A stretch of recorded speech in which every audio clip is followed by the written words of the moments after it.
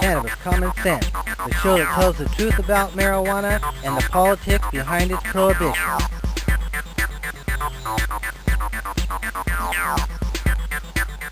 Okay, welcome to another exciting edition of Cannabis Common Sense. Our guest tonight is Levi Lyon, a longtime producer who's helped out at the Seattle Hemp Fest and our Portland Hemp Stock Festival.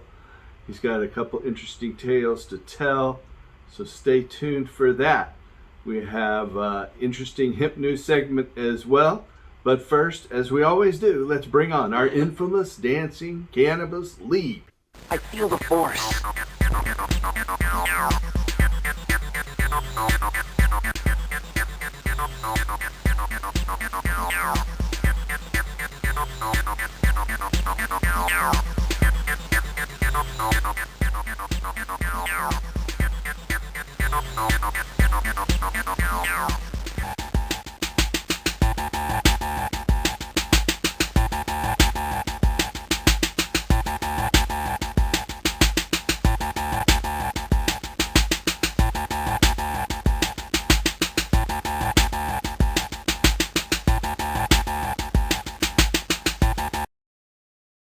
Our first story tonight is from California. California lawmakers have passed a bill to allow cannabis cafes in the state, sending the proposal to Governor Gavin Newsom for his final approval earlier this week. The California Assembly on Monday passed the bill to allow cannabis cafes for final approval to the governor. The measure passed the Assembly 66-9 after being approved last week 34-3 by the California Senate. Under the measure, local jurisdictions could allow cannabis retailers to prepare and serve non-cannabis food and beverages and to hold and sell tickets to live musical or other performances in an area on the premises where consumption of cannabis and cannabis goods is authorized, according to the legislative summary. The summary notes that under the law, cannabis retailers cannot prepare or sell hemp products.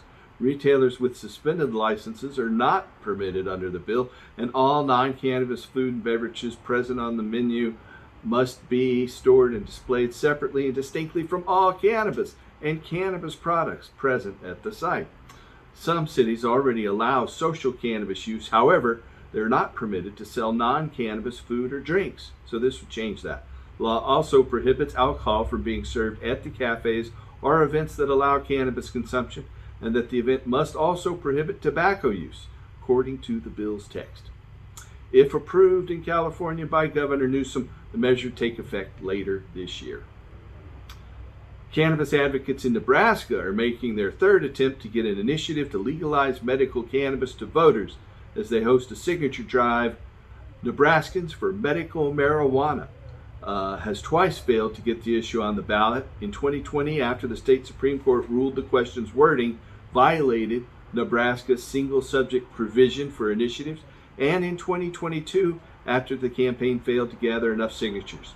In a press release, the campaign said the 2022 effort was unsuccessful because, quote, the campaign lost two major financial backers who provided significant funding during the initial effort, which at that time helped with the hiring of paid circulators, end quote. The campaign needs to collect a total of 125,000 raw signatures on two complementary petitions by next July of 2024. The Nebraskans for Medical Marijuana group is co-chaired by State Senator Anna Wishart and former State Senator Adam Moorfield. Nebraska has a unicameral legislature, and so all legislators are senators. In fact, I went and testified at the invitation of Senator Wishart in the Nebraska legislature, along with Dr. Rachel Knox back in 2017. Wishart has long backed medical cannabis legalization in the state and has sponsored legislation in the state Senate with little success. A University of Nebraska survey from May 2022 estimated in 2020 and 2021, 83% of Nebraskans supported medical marijuana reform. The figure matched internal polling conducted by Nebraskans for Medical Marijuana, which found for 80% support for medical cannabis legalization in Nebraska. Hopefully they'll make the ballot. In the United States Congress, a coalition of 14 Republican congressional lawmakers is urging the Drug Enforcement Administration to reject the top federal health agency's recommendation to reschedule marijuana and instead keep it in the most restrictive category under the Controlled Substances Act, Schedule 1. Schedule 1 means it has no medical benefit. Schedule 3 would be like steroids and other things. In a letter sent to the DEA Administrator Ann Milgram on Monday, several representatives led by a dozen colleagues in both the United States House and Senate sent this letter. Of course, the U.S. Department of Health and Human Services has repeatedly emphasized that its review into marijuana scheduling, directed by President Joe Biden late last year, was science-based. And after 11 months of investigation, it's recommended that marijuana be placed in Schedule 3. Milgram's also made clear that the DEA's review will follow science. The 8 GOP senators and 6 House members evidently distrust the motives behind Health and Human Services recommendation. Texas U.S. Representative Sessions, who co-led the letter to the DEA administrator, was responsible for blocking virtually every proposed cannabis amendment from advancing on the floor of the United States Congress for the years during his time as chairman of the House Rules Committee. In Minnesota, the Minnesota Supreme Court's ruled that the odor of marijuana on its own does not establish probable cause for police officers to search a car. The ruling brings Minnesota law in line with Colorado's, where, since 2016, marijuana odor alone has not been enough to establish probable cause for a vehicle search. Regardless, this ruling is a victory for civil libertarians and racial justice advocates who have long argued marijuana odor has been frequently used to conduct unconstitutional searches in violation of the Fourth Amendment. Out of Canada, cannabis flowers provided by Canadian licensed marijuana cultivators are far less likely to test positive for the presence of pesticide residues than their similar products obtained from unregulated sources, according to a study in the Journal of Cannabis Research. Researchers affiliated with Health Canada analyzed samples of cannabis flowers obtained from the legal and the unregulated market. Canada legalized the adult use of marijuana in 2018. They reported that only 6% of the samples obtained from the licensed marketplace contained trace levels of pesticide residue. By contrast, 92% of the unregulated flower products tested positive for the residual presence of pesticides. Health Canada investigators determined, quote, pesticides were detected in 92% of Canadian illicit cannabis samples with 23 unique pesticides active ingredients quantified. Illicit cannabis contained an average of 3.7 different pesticides per sample, and 87% of the positive samples contained more than one different pesticide, end quote. But they concluded, quote, to the author's knowledge, this study is the only extensive pesticide multi-residue analysis that compares pesticides in the licensed and illicit cannabis markets in a nationwide jurisdiction where cannabis has been legalized. Albeit being a small study, our results do support the government of Canada's messaging where, quote, consuming illegal products could lead to adverse effects and other serious harms, end quote. Since Canada legalized the adult use cannabis market, the percentage of consumers who say they obtained marijuana products exclusively from legally licensed retailers has risen steadily every year. Data from the United States estimates that 43% of cannabis consumers nationwide now obtain their products from state licensed retailers. Among those residing in legal marijuana states, only 6% of respondents say they obtain their cannabis primarily from the unregulated market. This study, high levels of pesticide found in illicit cannabis compared to licensed samples in Canadian study using expanded 327 pesticides multi-residue method, appears in the Journal of Cannabis Research. Here in Oregon, following a lawsuit filed by multiple cannabis industry trade groups, the Oregon Court of Appeals has, for now, suspended the state's cannabis testing requirement for the fungus Aspergillus. In the Oregon Supreme Court, or actually the Oregon Court of Appeals in August, suspended the state's cannabis testing requirements for the fungus. The lawsuit was filed in July by the Cannabis Industry Association of Oregon, Southern Oregon Family Farms, and CanEssential Farms, who claim the testing rules are overreaching and harmful to the industry. The new rules took effect on March 1st, and since then, many organic cannabis cultivators in the state have failed the aspergillus testing. Cannabis that fails the test is subject to recall and destruction. State regulators claim that inhalation of the fungus has been shown to be dangerous to immunocompromised people, and that adopting additional rules would increase public health and safety on cannabis items sold to consumers, and puts Oregon on the same national standard as other states, end quote, according to their report. The Oregon Health Authority, however, has acknowledged that there's no proof that cannabis containing aspergillus has sickened any Oregonians. He said, quote, the court has considered the irreparable harm to petitioners in the absence of a stay, the petitioner's likelihood of success on the merits, and the risk of harm to the public is a stay is granted in light of those considerations. It concludes a stay enforcement of the aspergillus testing rule is appropriate in this case, according to the Oregon Court of Appeals ruling. A spokesman for the Oregon Health Authority says that the agency is reviewing the decision and will be discussing next steps in the coming days. Kevin Jacoby, a lawyer representing the cannabis businesses, expects regulators to create new rules that set similar testing requirements but are not subject to the stay. If they change the rule, that would moot the judicial review proceedings regarding the validity of the rule, but new rulemaking would likely take 6 to 8 months. Our last story tonight is from Florida. A recent poll found that 60% of Floridians support legalizing adult use cannabis in the state, while 83% say they supported the state's current medical cannabis program. A poll released last week from the University of South Florida and Florida Atlantic University found that 60% of respondents back adult use cannabis legalization in Florida, while 83% back the state's current medical cannabis program. The survey found that 29% of respondents wanted cannabis to remain illegal for adult use in Florida, with about 11% unsure. The poll also found that less than half the respondents believe medical cannabis is being abused, with 39% saying medical cannabis is too easy to obtain. In June, the campaign seeking to put an adult use cannabis question to Florida voters in 2024 surpassed the signature threshold to get the issue on the ballot. However, the initiative is being challenged by the state attorney general, Ashley Moody, over concerns that if approved, cannabis consumers would face, quote, devastating criminal liability under federal law, end quote.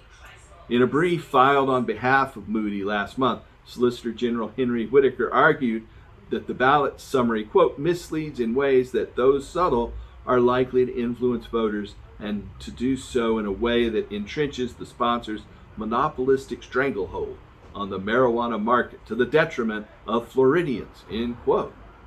The rhetoric is getting out of hand. The state, which happens in Florida all the time. The state Supreme Court will ultimately determine whether the ballot initiative covers only a single subject as required under state law and is not confusing to voters, and whether it will allow it on the ballot. Well, that's the end of our Hemp News segment tonight. If you are a loved one or looking for help finding a doctor who can help you get medical marijuana, call our office. We have a referral service. Call us at 503-235-4606. That's 503-235-4606. Thanks a lot, and help us restore hemp.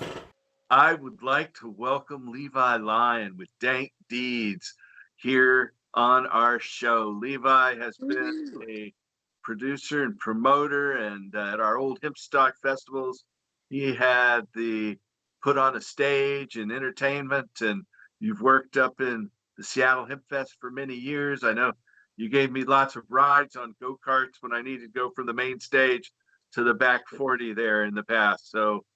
But now you're working on Dank Deeds. That's the new church, man. It's our give back, excited for the future, man. I'm going to keep the hope train rolling forward with doing Dank Deeds in our community here and across the country, man. We're going to get these tour buses back up and going too. Okay, Do you have your tour buses back now? We got the tour buses back. It took us like a year and a half to get them back from the Washington State Liquor Cannabis Board. Tell our audience how the Washington State Liquor Cannabis Board ended up coming and taking your buses. Yeah, part of an undercover investigation where they violated my personal human rights. They served us a fake search warrant. The officer that hadn't even enrolled in basic law enforcement academy served us a fake warrant. They seized or stole our buses. A couple days later, served us another fake warrant and seized another one of our vehicles and attempted to put us out of business. Of them seizing your vehicles, why did they say they had jurisdiction to come in and search and then seize your vehicles? What's the rationale behind that? Are they going to come seize my van? I don't know. Yeah, Washington State wrote some very unconstitutional laws using the guise of cannabis, right? Just because cannabis is a new thing, they thought they could boil us like a frog and enter in some of these unconstitutional laws, like running and maintaining a cannabis club. So you can have any other club in this country, you can have any kind of club here in Washington, but you can't have a cannabis club. It's not okay for us to get together and bring our peers and our groups together to talk about, the health benefits of cannabinoids. And so they were upset that we were doing that. So they were upset that you were meeting with people without a license. Like everybody needs a license for them to smoke a joint, huh? Something like that. Yeah. And so, we were doing a food and clothing drive. And they pretended that they were just an everyday attendee and asked for a place that they could smoke cannabis. Where was that? This is at Uncle Ando's World of, it was an adjacent lot. This was a private lot that me and some other community leaders, we cleaned up this lot that it was like a dump site, right? There was a couch, burnt couch. It's in Centralia, Washington. Oh, okay. I know Centralia fairly well. Yeah, and this was part of like the how they did the they didn't allow, some of the cities weren't allowing the cannabis recreational shops to open up. They had the moratoriums, and so Centralia was a late bloomer. They lifted the moratorium, and of course the city decided, we'll put the cannabis shop on the outskirts of town, down by the railroad tracks and down by the factories. And so there was this adjacent lot that was a dump site where people were dumping their trash. And so I got together with some local residents, got together with the local business that had hired me to do new customer acquisition. So we had we're bringing in new customers. I wrote the very first ever cannabis radio ads here in Washington, reminding people to designated drivers. So we were doing impairment awareness, and so no doubt we were pretty popular kids, and we were waving our flag pretty proudly there. Drawing some attention to ourselves, and they thought they could come in and pick on us during our food and clothing drive, nonetheless. So they did this 6 days in the row. One day they take one bus, they come back the next day and take another bus.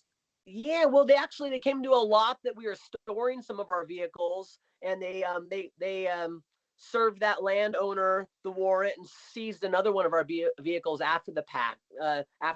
So tortious interference. Wasn't a warrant, right? It's not really a warrant. What is it? It's just like some papers saying we find this is in a liquor and cannabis law violation of some nature. Yeah, they served me with 5 felony accounts, actually. Running and maintaining a cannabis club is what they accused us of doing. And that wasn't even our intentions to run it, to break that law that they, that unconstitutional law that they just wanted to create. The other local business, right? Yeah, come again? You were doing a clothing drive and community service, basically in conjunction with another local business. Yeah, correct. Yeah. There was a recreational shop that had hired us to do some new customer acquisition campaigns, and so We got a $5,000 sponsorship from Weed Maps, and we built a disc golf course on this property. So again, we spent a whole summer cleaning up this property, removing all the trash and debris from it. And there was a lot of local kids down there that wanted to they were actually, I think they were petitioning to get the city to build a disc golf course in Centralia. And so I got the land, this private land adjacent to Uncle Ando's World of Weed, that said, hey, go clean up that lot, and you guys are welcome to use that space to do your disc golf event. So Weed Maps sponsored us, and we got a 9-hole disc golf course we built there, and we were doing some private events. And that's where the Liquor Cannabis Board seized an opportunity to seize our vehicles and criminally charge us. I have boarded your buses and consumed cannabis in a number of locations, including at our Hemp Festival here in Portland, just because right. It's some really neat buses, with stages on top, right? One of our buses got a stage on top. Yeah, that has been featured in the High Times Cannabis Cup. Took it down to the Emerald Cup there in Northern Cali. Got the Las Vegas Hemp Festival. We even drove it all the way down to Austin, Texas for the South by Southwest Music Festival, Boise Hemp Fest. So let me ask, when is it that they came and took your buses? This was November 23rd, 2019 is when they arrested us. Okay. Did they take you to jail? They did a roundabout way of doing it. Still trying to wrap my head around the legalities of it all. Fingerprints and mugshot? What about buckshot? Fingerprints and do a mugshot. Oh yeah. I had to. Had to go down to Centralia, down to the courts there on several occasions, and then eventually they did book us.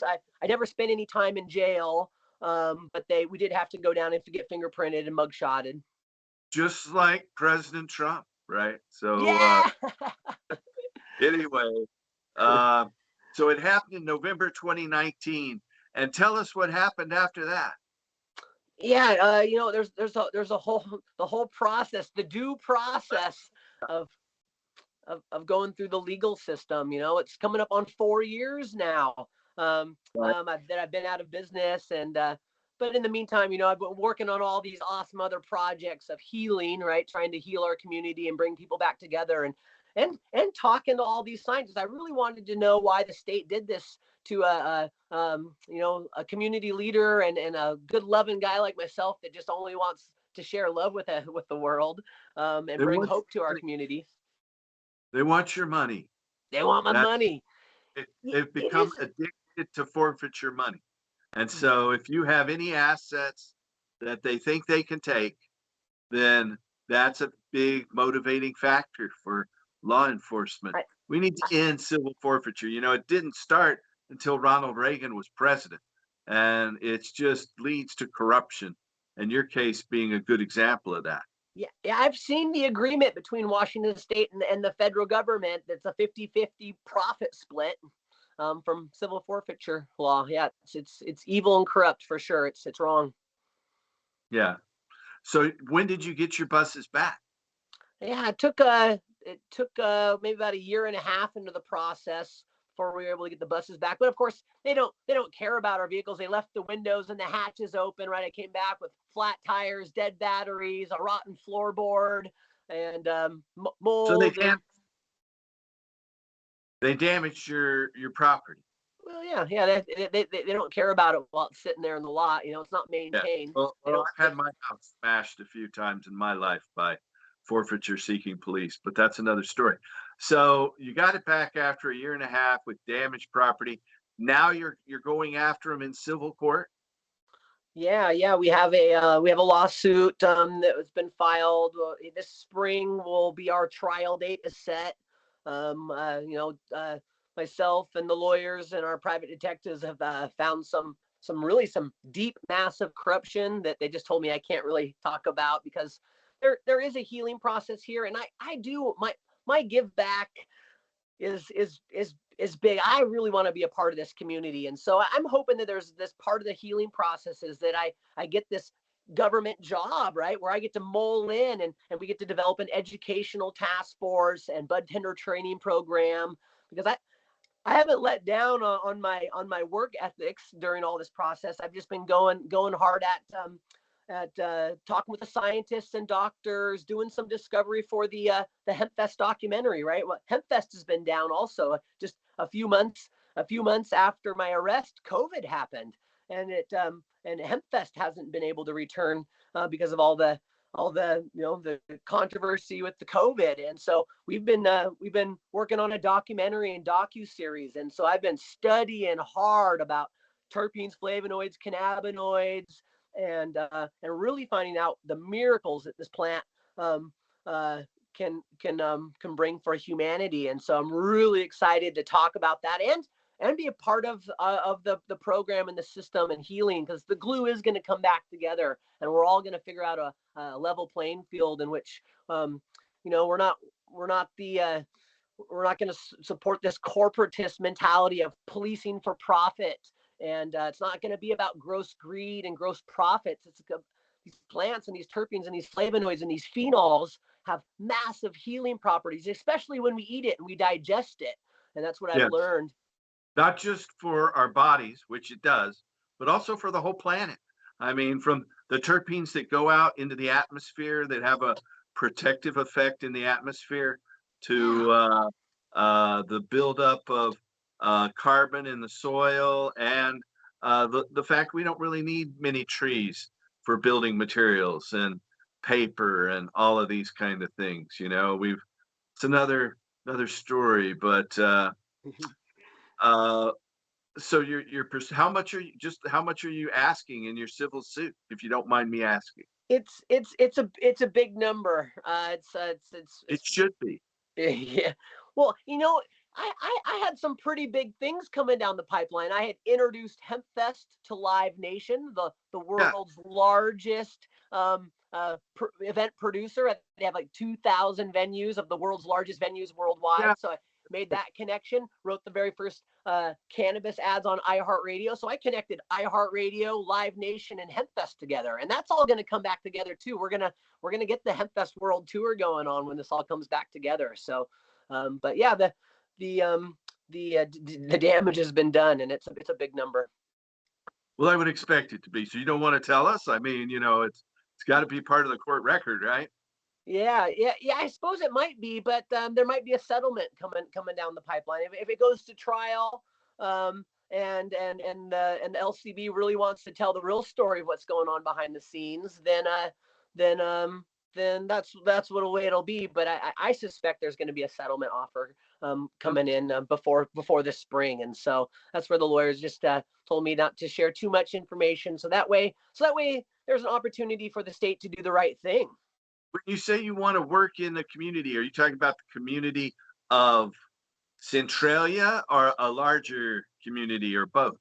Yeah, I think everything, the truths always come out, and the best things start small and then grow big with the time, and allowing things to grow organically. And so starting off with Tacoma, the city of defiance, right? And we're going to clean up some homelessness based on.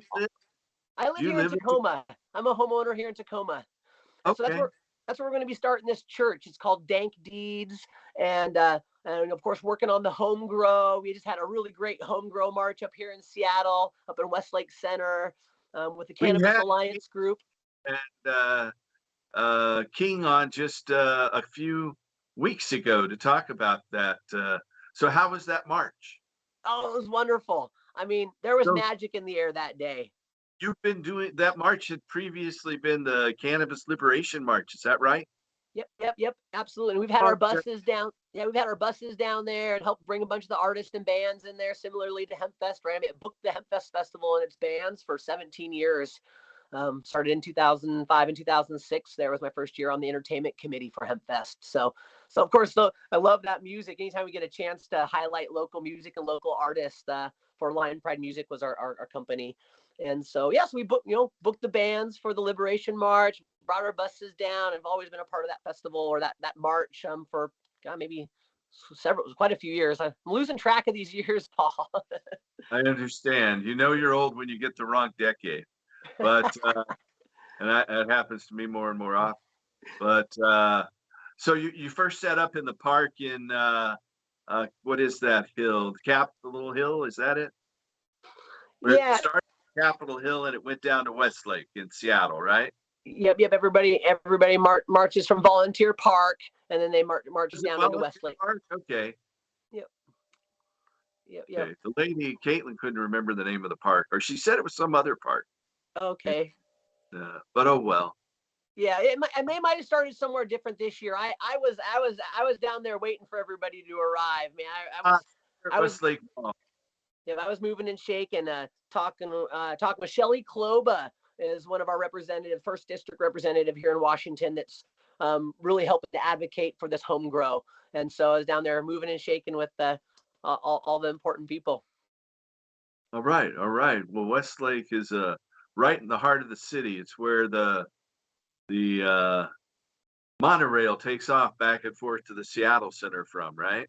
Yep, exactly. You had the big Macy's building down there, and the Starbucks on the mall is there, and so yeah. So there's all kinds of walks of life down there, kind of cluing in, and yeah, it was just a wonderful vibe. There was a magic in the air. Everyone's kind of keynotes were on par, and everything made sense. It makes sense to have home grow because that's how we're going to get fresh cannabis. That's where the protons that land on the leaves of these plants are supposed to be meant to eat, right? And as we digest the plant, magic happens. Actually, I'll give you guys even a little bit of a clue on what I've been learning from the scientists, right? As the protons come from the. Tell us what you want to Okay. talk about. Yeah. So this is kind of what I've learned as a quick sum up in creating homeostasis within our body. The sun energy, the ultimate a source of energy, light energy that can be transmuted into numerical code. Actually, it's telling the story. The sun energy and the protons tell a story, and they land on our skin. It turns into vitamin D, which has 400 functions. 400 chemical reactions happen when we transmute light energy. And so each plant on this earth also has a beautiful way of transmuting its energy in its own special way. And so as we eat these plant materials, these raw plant materials that are packed full of terpenes, flavonoids, cannabinoids, and phenols are really special. Phenols exist in all plants as well.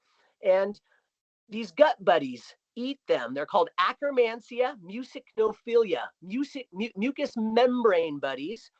And there's a gut-brain axis, meaning there's 8 times as many signals from our gut brain to our brain. And these little gut buddies, they send signals to our brain, telling our brain what chemicals to release and what thoughts to have. And that influences our oscillator, right? Our hippocampus talking to our pineal gland, giving us amazing, beautiful thoughts. So we could say that food are thought frequencies, right? And through that process of our brain and our body knowing what real biochemicals are, they know what to do to put our body back together and create homeostasis. Yeah, most people don't realize that 9 out of 10 cells that make up our bodies are not human cells. Most of them are in our intestine, processing food and making it bioavailable. And they're sending signals through our nervous system to our brain, just like you were talking about. It's fascinating science. It's pretty new from my perspective, being an old guy. Yeah, But, all that science is coming out. But then here we've got the Washington State Liquor Cannabis Board that's the ultimate authoritarian, right? They're the ones that are regulating our ability to access these plant molecules and these biochemicals. And where does one get fresh cannabis at? If that's the best way for us to eat it, because culturally, thanks Snoop Dogg and Willie Nelson and Tommy Chong for culturally teaching us how to smoke it. and that changes the chemistry, right? When we light something on fire, it turns it into THCV and a bunch of other chemicals that our gut buddies never see and are able to transmute. So culturally, we've been missteered, maybe. I mean, not that smoking is bad. I think there's still a lot of benefit for people out there. But as I've been listening to the scientists and tuning in my diet and growing my flora, right? There's a Amazon rainforest of gut buddies in there. 3 pounds, it's actually equivalent to our brain. There's 3 pounds of gut flora that exists inside of us. And so as we biodiversify our gut biome by eating fresh cannabis loaded with protons, miraculous things happen. And so the state agency has prevented us from accessing fresh raw material that could really benefit society. In fact, I believe it can clean up our homelessness, because that's what's happening, right? As people live under the bridge and all they have is access to is Twinkies or Hostess cakes, that chemistry isn't feeding a good, healthy mind. And so as humanity comes to grip with and understands how these chemical processes happen in our body, we can come up with solutions, right? We're pioneering solutions here, Paul. We're becoming solutioneers. And we're going to be able to, again, hope in Tacoma on a small scale, we can clean up some of the homelessness, or at least curb the homelessness, and prevent people from going down that really hurtful, harmful pathway, and we can get them to have some bright thoughts of hope, right? That's what anyone living under the bridge, they're hopeless. They don't have any hope left. And so if we can bring up the hope meter, like, Santa, there's a reason why Santa Claus exists, maybe, but maybe we can call him Canna Claus in this particular circumstance, as Canna Claus delivers really healthy smoothies to all the homeless people around town. Those bright thoughts will the hope meter will start to queue up a little bit, and they'll want to get jobs again, or they'll want to live life again, because that's the first step of the process, is just wanting to live life again. So let me ask you, this is something I often ask guests on our show, and that is, I personally started using cannabis when I was just 11, and I got my first pound when I was 13 in Dallas, Texas, I might add. Wow. So, actually, there's more to that, but I won't go into all the details. How did you get drawn? Cannabis is a catalyst for me. It motivates me. And how did you first get involved with cannabis? What led you down this path? The arrest did on a major level. I had tried in high school. No. Yeah. I mean, I tried it in high school, but the Hemp Fest and how did you first come to be a Hemp Fest activist? Yeah, music brought me there. Again, I grew up in a really, I don't guess, Christian valued family, and my dad had scared the crap out of me, and so I didn't want to experiment with any drugs and ruin my $1 million career and my life career, which was becoming a musician and helping the artist and music community. And so I had been working out at the Gorge Amphitheater, working for a bunch of these production companies, and I submitted my resume actually to Jim Matheson. Met me down at the park. I had submitted a resume to HempFest to become the music director. And friend who died after taking a nap one afternoon here recently. Yep. He was the best guy. He was kind of my HempFest dad, man, because when I met him down there at the park, and he gave me the opportunity, he goes, "No one's ever submitted a resume for HempFest before, so I guess we have to accept you on board." And so, but all my years at HempFest, I didn't consume or partake in cannabis. I was living under the guys. You were doing the Lion Pride Music. Is that your first company? Yep. Lion Pride Music and Media. Yep. And so, I got the entertainment director position, but I was living under fear of propaganda perspective, I call it. That's the you're living under all of the lies, right? Where my dad told me what he knew, but unfortunately, all he knows was lies from propaganda and fear. And so all those years at HempFest, I never consumed until the arrest, until the state drove up my anxiety and created PTSD and all the stuff that I've and all the symptoms from the arrest and losing my everything I'd worked for 20-year career I had lost when the arrest happened. So I went out and got my prescription to smoke cannabis, and so I'm really only a 4-year user now, and it has done miraculous things to me. In fact, You can grow your own there, where in Washington State, unlike Oregon and many other states with recreational marijuana, you cannot grow your own in Washington State. You can only grow if you have a medical permit. Yeah, and still, yeah, and I just got so much fear. I mean, the state definitely overstepped their boundaries right there.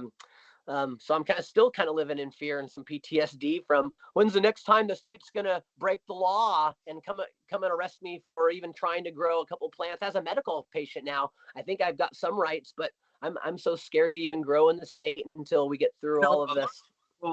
In Washington State, for the longest time, medical marijuana was and it still remains an affirmative defense under Washington's medical marijuana law. That means that you get arrested and you go to court and you tell the judge, but it's medical, and that's supposed to save you at that stage. I have testified more than 100 times in Washington State courts on behalf of our patients, working with doctors as the custodian of medical records. In some cases, like out in the Tri-Counties, I went in 3 different times for this elderly man in his 80s who only had 2 plants, but he had his medical card before they finally threw it out. But recently, since they've allowed recreational, they have a new process in addition to the medical doctor's written authorization. So in Washington, there was no state license needed, but now there is a license that's much, much less expensive than what we have here in Oregon. In Oregon, to have a medical marijuana permit, you have to pay $200 a year. Unless you have the SNAP or food stamps, then it's $60 a year. Or if you have the Oregon Health Plan, then it's $50 a year. And if you have SSI, which is Supplemental Security Income from the federal government, or you're a military veteran, it's $20 a year. And if you have more than 50% disability with your military veteran, it's free from the state. But in Washington, you only have to pay $1 for what's now called the Washington Recognition Card. And with the Washington Recognition Card, you get it from a local medical dispensary. Not all of the dispensaries out there are medical dispensaries. So you got to go to one of those. You show them your authorization form for the doctor. You pay them $1. Sometimes they charge $5, $10 because they're laminating a card for you. Then that gives you protection from arrest. They can't arrest you theoretically when you have that card for a marijuana charge, as long as you meet their rules, which is you can grow up to 15 plants under Washington's law, but then you get a discount at the dispensaries as well. So do you have the recognition card from your medical dispensary, or do you just have the doctor's recommendation? Yeah. Well, what's the old saying? Confucius says, man who stand on toilet, high on pot. And I'm confused just hearing you say all that, right? I mean, that's like, holy crap, Paul. I mean, that's a lot to follow when I'm trying to just to stimulate my health, right? And that's what I'm understanding. If you take your doctor's recommendation to a medical dispensary and pay them $1 to $10, they'll give you a card that gives you more protection and allows you to grow more. So that's why I decided to go off on it, because it is so confusing. In Montana, I think it's $25 the first year and $15 to renew. In Hawaii, it's $35. Unless you're from out of state and you have an out of state recommendation, then it's a $50 fee. But, they're out there, it's all about the money, unfortunately, in a lot of these cases. But, in Washington State, I think it behooves you to get that recognition card from a medical dispensary. But we still have patients who don't want to do that. They will just grow their 4 plants because I'm without scared shitless. I don't want to do anything where I get the state could come right, in and and goof things Tacoma, up for me. the cops there in Tacoma always were big on forfeiture, and corruption. It all comes down to corruption, really. And we have it right here in Portland, in River City as well. We have very corrupt judges, a very uh, public record of public corruption in law enforcement, and they killed the head of prisons back in the 80s because he was going to talk about corruption, and they framed some poor guy for it who got out after 25 years in jail. But corruption is a problem all over the world that unfortunately drug laws tend to feed, especially when you put public forfeiture in there. So let me get this straight, Paul. And for any of the powers to be out there listening, this plant that has hundreds of cannabinoids and flavonoids and phenols that create homeostasis in our body. In fact, there's an entourage effect of plant medicine here that if we eat it, it can create normalcy and balance in our life. It can clean up our homelessness. And so what is more important? I want to ask, any of those big legislators that are tuning in, what's more important? Health of our nation or health of our community or gross greed and profits? That's the big cue to me, right? It's like, oh my God,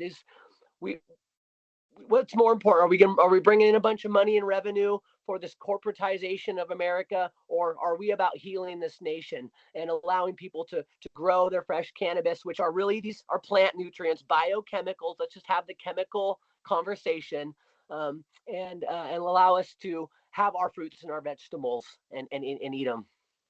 Well, it will heal the world, and it's pretty much the only thing that can, really. It produces more biomass than anything outside of bamboo, only it grows in a lot wider range than bamboo.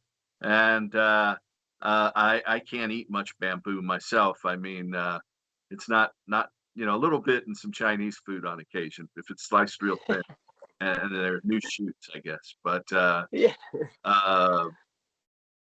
hemp can wipe out deforestation. It makes incredibly strong wood that's stronger than hickory and oak and steel.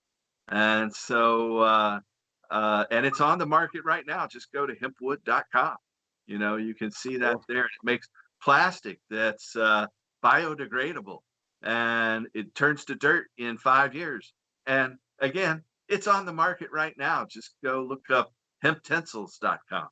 You can buy this compostable, biodegradable hemp plastics made with hemp fiber and cornstarch. Well, I'm gonna put some of that. I'm gonna put some of that flooring in these new houses I'm gonna build, because that's the give back for me. Of course, hempcrete is very easy to make.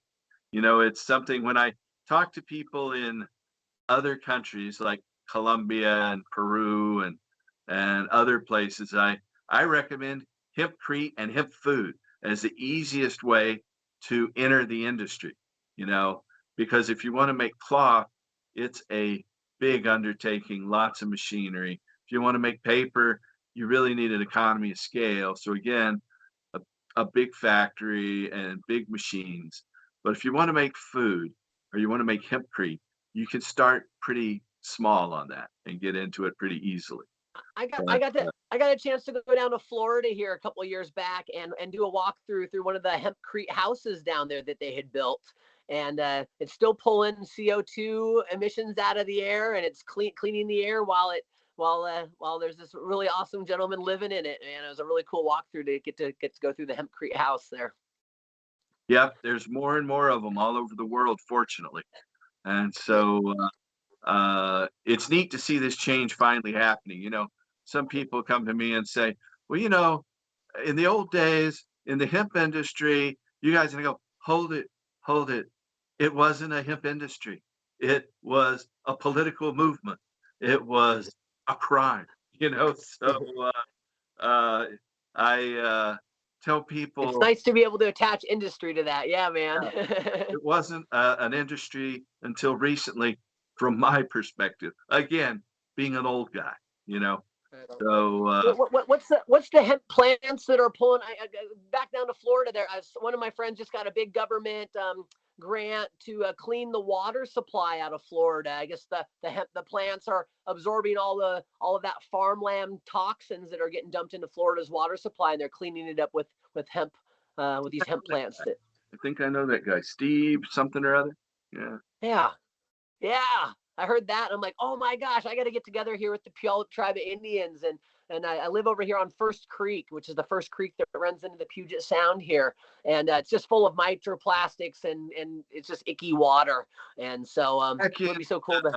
2019, just before the pandemic, my friend Quiltman from the Oregon Warm Springs Reservation and I went with some other people to the Puyallup Tribe. They put us up for a night in their Emerald Queen Hotel, and we went over to their boat on the river, on the loading docks down there where they sell fireworks, and they wanted to put on a hemp fest. So with the pandemic, that hasn't moved anywhere, but hey, there you are. I'll pass the torch. So let's bring Hemp Fest back. In fact, we together and work with my friends. We'll see about doing that. Oh, that would be cool. And of course, we got a petition to help try to get it organized. So for anybody out there watching, give it a scan and get on the petition. And I've got my whole story up here on the petition as well of what happened. So. Okay. All right. What's the website for that? It's change.org/free cannabis. Okay. So it's part of the change.org petition thing. Yep. I think we're getting close to 1,500 people have already signed it. Our next goal is, I think, 2,000 people, and it's just going to keep growing. And once we get to like 6,000 people is when we really start to make our mark. So we're gonna hit that before this year's end, hopefully. So do you have a website for Dank Deeds? We don't have the Dank Deeds listed yet, but that is going to be one of the give backs. As we get this 7 or 8 figure number. Which is going to be a big number. It's going to help change the world, because I ain't going to hold on to any of this money, man. I'm going to put it right back into our community, and I'm going to buy this entire block over here on the east side of Tacoma and get all these really cool private residents and houses on board, and give an opportunity to help clean up some of the homelessness, and maybe even get together with the Puyallup Tribe and plant some of the hemp down here in the creek, so that way we can clean up the creek and just start on a small scale, work with the city and get our job with the Washington State Liquor Cannabis Board, doing education policy and budtender training, and just really activate, but put all this money back into our community and be kind of the first, hopefully one of the first cities in the nation to really realize the potential of this plant and leverage it for healing humanity and talking about building the hardwood floors. Hemp is the glue to bring humanity back together. Yeah, I had the founder of hempwood.com on the show about a year and a half ago. If you look back in the shows from like October of 2021, you might be able to see it there. But their website has tons of different things there. But that's great. Do you have any website, or if somebody out here today wants to get involved with you on music projects or Dank Deeds, or I believe pridemusic.com I think is still up and going. Again, we've just been on a skeleton team and skeleton crew as I'm doing a bunch of healing.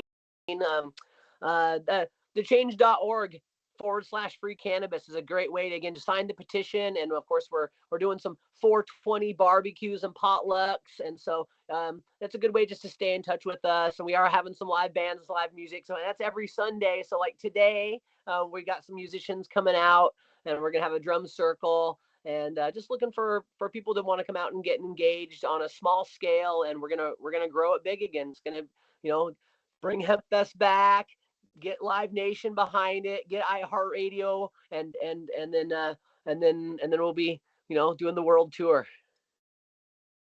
All right.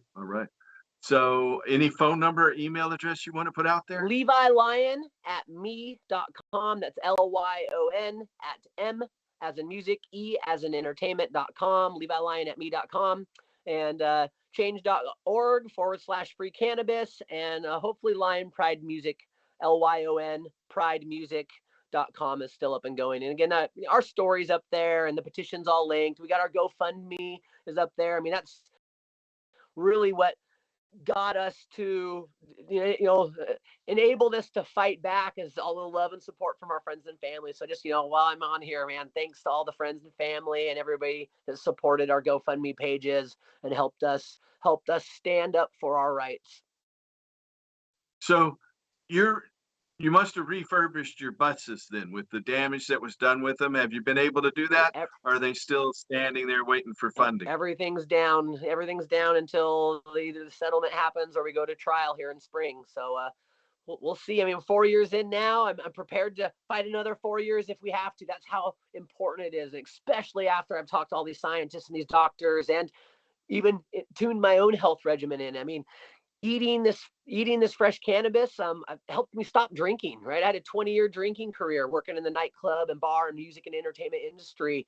And all of a sudden my urge to drink went away. And I felt my oscillator uptick, and I got energy. Like I feel like I'm 17 again, Paul. Like I've literally anti-aged. Well, good. So is there anything else you want to talk about, Levi?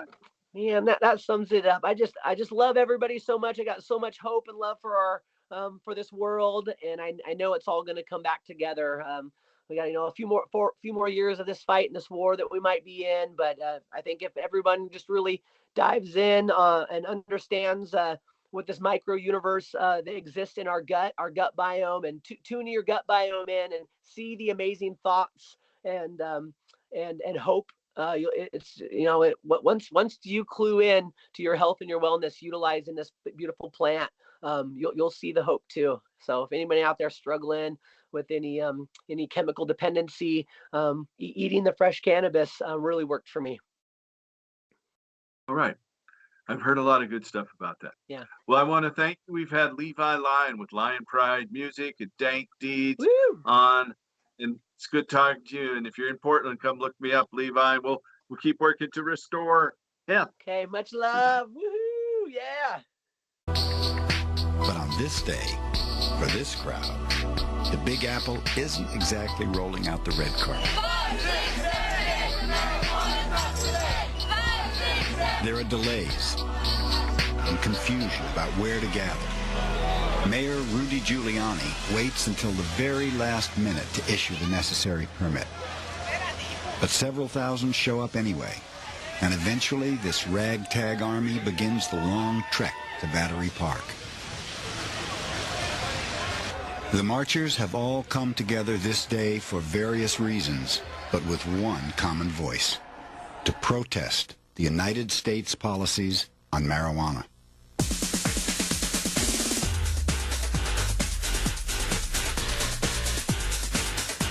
The marchers are cordially escorted by a phalanx of New York's finest.